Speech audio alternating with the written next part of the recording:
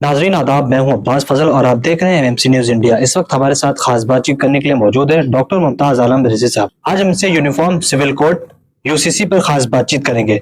मुमताज आलम साहब, सबसे पहले आपका बहुत बहुत खैर मकदम है। जी बहुत बहुत शुक्रिया। मुमताज साहब, किस तरह से देखते हैं, इससे पहले भी यूसीसी को लेकर काफी घमासान मच चुका है, उसके बावजूद अब ये खबरें आ रही हैं कि इसी महीने से उत्तराखंड में यूसीसी लागू किया जाएगा। क्या लगता है कि इससे लोगों को फायदा होगा या फिर ये सियासी हलचल बनकर रह जाएगा? बहुत बहुत शुक्रिया अब्बास साहब। देखिए, मुझे लग रहा है कि यूसीसी हो या सीए हो या एनआरसी हो या इस तरह के और वक्फ बोर्ड का मामला भी चल ही रहा है जेपीसी में पूरा, तो ये तमाम मामले जो हैं वो सिर्फ और सिर्फ ऐसा लगता है कि एक ख़ास मज़हब के लोगों को टारगेट करने का ये तरीका है।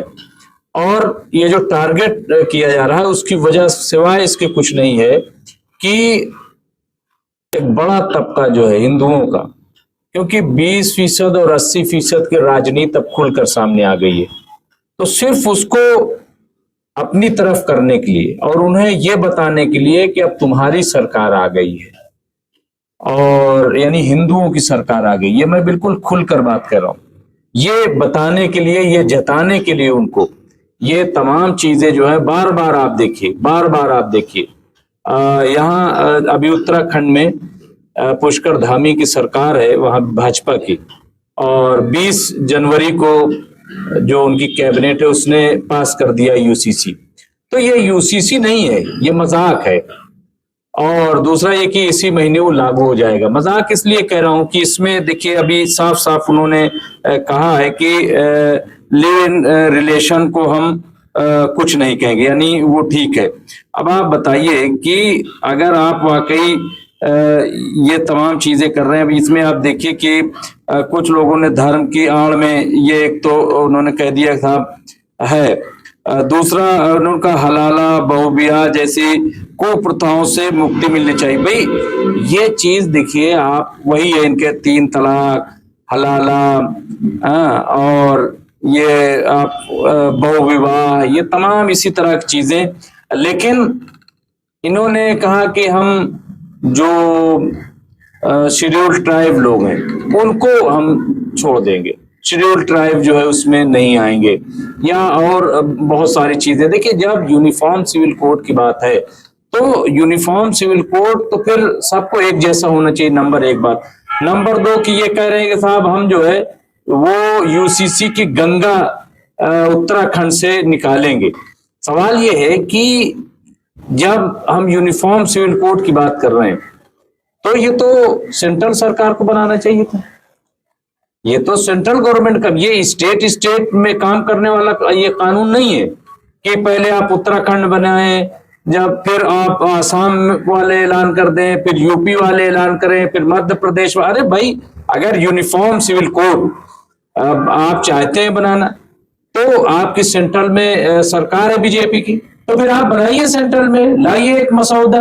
लेकिन ये सिर्फ और सिर्फ बेवकूफ बनाने के लिए और एक खास मजहब को टारगेट करने के लिए, ना कोई यहाँ बहुविवाह कर रहा है और लिव रिलेशन क्या है कि आप घर में किसी के साथ 3-4 साल रहिए, ये कौन सी परंपरा है, और उसके बाद उसे छोड़ दीजिए, वो जायज हो गया।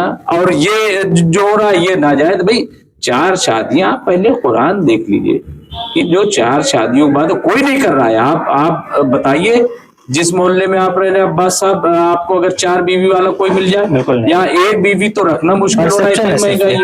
सिर्फ परसेप्शन है और अफवाह है और मुसलमानों के खिलाफ नफरत फैलाने वाली बात है। हलाला भी कहाँ कौन कर रहा है? आप बताइए एक मिसाल कोई आसपास हो कि जिसके साथ हलाला हुआ हो। तो एक आध अगर मान लीजिए, तो एक आध तो हर जगह गलत हो रहा है, रेप भी ऐसे तो हो रहे हैं, तो उसके खिलाफ कानून बनता है। लेकिन ये हलाला या इस तरीके की चीजें सब बेकार की बातें हैं और ये सिर्फ और सिर्फ भटकाने का काम है, गुमराह करने का काम है। इसके अलावा कोई और दूसरा इसका काम नहीं है। जो काम करने के, जो डेवलपमेंट के काम है वो इनसे नहीं हो पा रहा है, जो रोजगार देने का काम है वो नहीं हो पा रहा है, जो महंगाई बढ़ती जा रही है वो नहीं हो पा रहा है।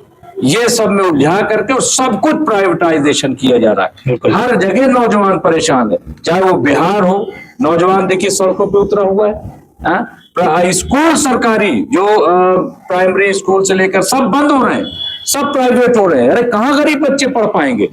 बना दीजिए आप यूसीसी। मैं तो कह रहा हूँ कि सेंटर ले आए ना बिल, सेंटर मसौदा लेकर के आए। बीजेपी की सरकार है, ये क्या जरूरत है कि आप एक एक स्टेट बेवकूफ बना रहे हैं?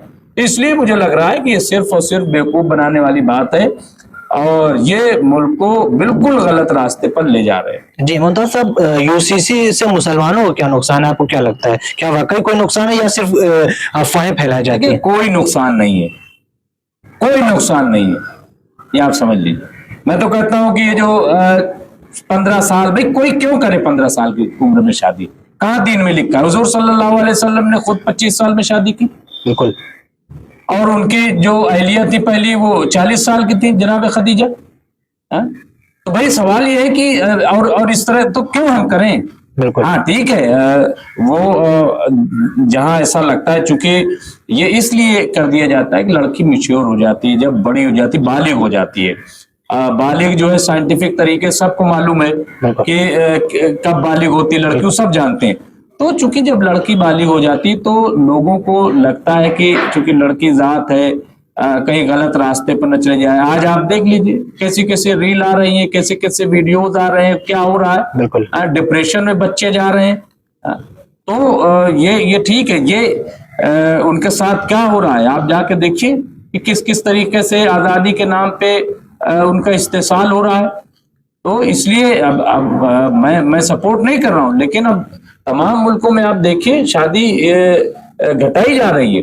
बिल्कुल। क्योंकि उनको लग रहा है कि भाई हो क्या रहा है। तो इसलिए मुझे लग रहा है कि शादी भी आप बिल्कुल ठीक है, जब मैच्योर हो जाए, आप 18 साल कर दीजिए, 20 साल कर दीजिए, इससे कोई फर्क नहीं पड़ रहा है। मुसलमानों पे 4 शादी आप रोक दीजिए, इस पे कोई फर्क नहीं पड़ रहा है, कोई 4 शादी कर ही नहीं रहा है। हलाला हो ही नहीं रहा है भाई, तो आप जो है उस पे कर दीजिए। ये तमाम चीजें जो है देखिए, ये सब हो ही रहे, आप इससे कोई फर्क नहीं पड़ेगा, कोई फर्क नहीं पड़ेगा। सिर्फ जो आवाज उठाई जाती है, जो कहा जाता है, वो इसलिए कि आप एक खास मजहब को टारगेट क्यों कर रहे हैं? आप उनको टारगेट करके उनको परेशान करने की कोशिश क्यों कर रहे हैं? क्यों उनको निशाना बना रहे हैं? क्यों उनके खिलाफ नफरत की बातें कर रहे हैं? तो और कुरीतियां तो सब जगह मौजूद है। ऐसा नहीं है कि अभी नहीं है, हिंदुस्तान में बहुत सारी ऐसी जगह। आप शेड्यूल ट्राइब में देखो कि एक औरत के साथ 4-4 मर्द रहते हैं, 5-5 मर्द रहते हैं, इस तरीके की भी चीजें चल रही हैं। और लिव इन रिलेशनशिप क्या है ये?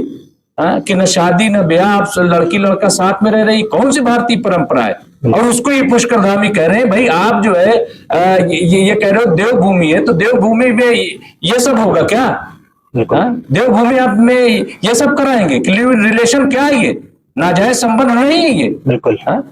तो इसलिए मुझे लग रहा है कि इस तरह की चीजें जो है वो ठीक नहीं है। जो एक सही भारतीय जो परंपरा है, भारतीय और हिंदुस्तानी और इंसानियत के लिए जो सही है, वो कदम उठाना चाहिए। और मुझे लग रहा है कि ये सिर्फ और सिर्फ राजनीति, इसके अलावा कुछ नहीं। मुमताज साहब, इलेक्शन भी सर पे है कई सूबों के, तो क्या लगता है कि अपोजिशन पार्टियां इसके खिलाफ आवाज उठाएंगी? क्या आवाज उठानी चाहिए कि नहीं? मुझे लग रहा है कि इस पे बोलना ही नहीं चाहिए, इसको इशू ही नहीं बनाना चाहिए। और मेरे ख्याल से जो मुस्लिम तंजीमें, उनको भी नहीं बोलना चाहिए। ये यूसीसी बना लें उत्तराखंड में, इनको बना लेने दें, जहां बनाना चाहे। मैं तो कह रहा हूं सेंटर में बना ले, कोई इससे मसला पैदा होने वाला नहीं, कुछ इससे फर्क पड़ने वाला नहीं है। सब आदमी जानता है कि इसको क्या करना है। अब 3 तलाक पे कानून लाए, तो भाई 3 तलाक पहली बात तो है ही नहीं कि एक नशिश में आप तलाक, ये था ही नहीं पहले। बिल्कुल। बाकी गलत लोग, देखिए क्रिमिनल माइंड के लोग जो गलत तरीके से, वो तो हर जगह करते हैं, ठीक है। तो इसलिए मुझे लग रहा है उनके लिए कानून क्यों नहीं बनता है कि जो शादी करके बीवी छोड़ देते हैं, न तलाक देते हैं, न तो उस पर कानून क्यों नहीं बन रहा है? उस पर भी कानून बनना चाहिए। भाई आप ये कौन सी हरकत है? बिल्कुल। कि आप उनको छोड़ भी नहीं रहे बिल्कुल से और साथ में रह भी नहीं रहे, तो ये भी तो गलत है। तो इसलिए मुझे लग रहा है कि ये सिर्फ और सिर्फ राजनीति है। और गलत राजनीति है। बिल्कुल। और ये इसलिए है क्योंकि उनको अब कह रहे हैं साहब कि ये हम जो है तुष्टीकरण की राजनीति, अरे हिंदू तुष्टीकरण की राजनीति हो रही है। मुसलमानों को तो बिला वजह फंसाया गया, मुसलमानों के नाम पे। भाई क्या तुष्टीकरण हो गया, क्या मुसलमानों के साथ कर दिया? मुसलमानों की हालत आज दलितों से बदतर हो गई। तो कौन सा ऐसा काम कर दिया मुसलमानों के लिए, बताए हमें कोई? बिल्कुल। हम कहां से कहां पहुंच गए। आज हम सरकारी नौकरियों में नहीं है, आज हम पार्लियामेंट में हमारी तादाद देख लीजिए, हमारे परसेंटेज के हिसाब से आज पूरे हिंदुस्तान में, अगर कश्मीर को भी छोड़ दीजिए उमर अब्दुल्ला, कहीं हम जो है मुख्यमंत्री नहीं है। सियासी जमातें जो है वो चिमटे से छूने के लिए तैयार नहीं है, स्टेज पे बिठाने के लिए तैयार नहीं। इसके बावजूद जो है तुष्टीकरण हो रहा है। नहीं, हिंदू तुष्टीकरण हो रहा है। बिल्कुल। आप देखिए, हिंदू तुष्टीकरण और खुल्लम खुल्ला भारतीय जनता पार्टी कर रही है, और मुझे लग रहा है कि ये सही नहीं है, इससे नुकसान ही हो रहा है। और हिंदू भाइयों को भी समझना चाहिए। अभी आप रिजर्वेशन देखिए, धीरे धीरे खत्म हो रहा है। बिल्कुल। आप आवाज उठ रही, वो जैसे हमने कहा कि अभी 27,000 यूपी में स्कूल बंद हो गई, रिपोर्टें चल रही, बाद में उसको कहा गया। लेकिन बहरहाल अभी आप देखिए टीचरों की भर्ती नहीं हो पा रही है। बिल्कुल। तो ये तमाम इश्यूज जो है मेरे ख्याल से ये उठाना चाहिए, इस पे बोलना चाहिए, और यही तरीका है। और इलेक्शन में अपोजिशन न तो इसको उठाएगी और न इसको उठाना चाहिए। ये कोई इशू नहीं है, जहां पे जो ये करना चाहे ये कर लें, इससे कोई फर्क मुसलमानों पे नहीं पड़ने वाला। जी, बहुत बहुत शुक्रिया मुमताज साहब अहम मुद्दे पर बात करने के लिए। शुक्रिया बहुत बहुत। तो जैसा कि आपने देखा, इस वक्त हमारे साथ खास बातचीत करने के लिए मौजूद थे डॉक्टर मुमताज आलम रिजवी साहब। आज उनसे यूसीसी पर खास बातचीत कर रहे थे। हम फिर किसी अहम मुद्दे पर बात करने के लिए हाजिर होंगे। शुक्रिया, खुदा हाफिज।